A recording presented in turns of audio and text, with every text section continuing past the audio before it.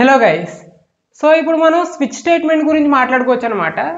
So మీకు ఇది కనిపిస్తుంది కదా ప్లగ్ బోర్డు. సో వీటిని అన్నింటిని మనం స్విచ్లను ఎందుకు అంటున్నాం?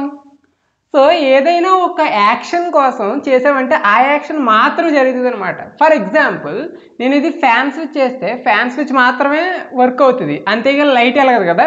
సో ఇప్పుడు లైట్ స్విచ్ నేను ఆఫ్ చేస్తే లైట్ మాత్రం ఆఫ్ అవుతుంది. సో స్విచ్ అనేది ఏంటి అంటే మనం 1 ఇచ్చినప్పుడు ఫ్యాన్ ఆన్ అవుతుంది, అలాగే 2 ఇచ్చినప్పుడు లైట్ ఆన్ అవుతుంది. సో ఇదే సేమ్ ఎగ్జాంపుల్ మీకు మనం ప్రోగ్రామింగ్లో ఇంప్లిమెంట్ చేస్తాం అనమాట. ఎప్పుడైతే 1 అంటామో ఫ్యాన్ ఆన్ అవ్వమని, 2 అంటామో లైట్ ఆన్ అవ్వమని. సో స్విచ్ ఏంటి అంటే బేస్డ్ ఆన్ మీరు ఒక కండిషన్ బేస్ చేసుకొని ఏది వర్క్ అవ్వాలి అనేది మీరు చెప్తారనమాట. హలో గైస్, ఇప్పుడు మనం స్విచ్ని ప్రాక్టికల్గా చేద్దాం.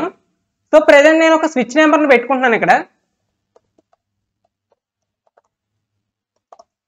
సో స్విచ్ నెంబర్ 2 అయినప్పుడు నాకు లైట్ వెలగాలి. ఓకే, సో దీన్ని ఇంటిజర్ పెట్టుకుంటున్నాను. ఇంటిజరే కాదు, మీరు కావాలంటే స్ట్రింగ్ కూడా పెట్టుకోవచ్చు ఇక్కడ. So switch based on switch number నాకు ఆపరేషన్ అనేది పర్ఫామ్ అవ్వాలి. సో ఇక్కడ స్విచ్ నెంబర్ పెడుతున్నాను.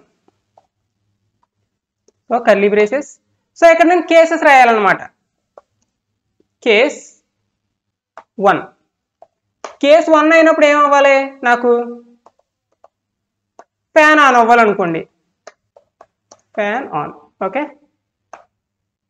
సో నెక్స్ట్ కేసు ఏమవ్వాలి, కేస్ 2 అనేది ఇందాక మాట్లాడుకున్నట్టు లైట్ ఆన్ అవ్వాలి. ఓకే,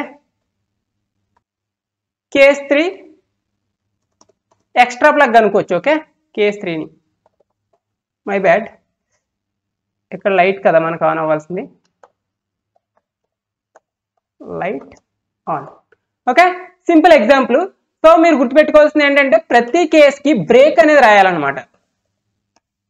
సో అది ఎగ్జిక్యూట్ అవ్వగానే బ్రేక్ అయిపోవాలి మనకి. సో ఇక్కడ కూడా ఒక బ్రేక్, సో ఇక్కడ కూడా మనకి ఒక బ్రేక్. అంతే గైస్. సో ఇప్పుడు దీన్ని రన్ చేద్దాం. సో ఇక్కడ చూడండి లైట్ అనేది ఆన్ అయింది. ఇప్పుడు ఫర్ ఎగ్జాంపుల్ స్విచ్ నెంబర్ 1 ఇచ్చాను అనుకోండి, సో ఏం ఆన్ అవుతుంది మనకు తెలుసు కదా, ఫ్యాన్ ఆన్ అవుతుంది. అలాగే స్విచ్ నెంబర్ 3 వేసాను అనుకోండి, ప్లగ్కి ఎక్స్ట్రాగా మీరు కనెక్షన్ ఇచ్చుకోవచ్చు అనమాట. సో అంతే. Thank you.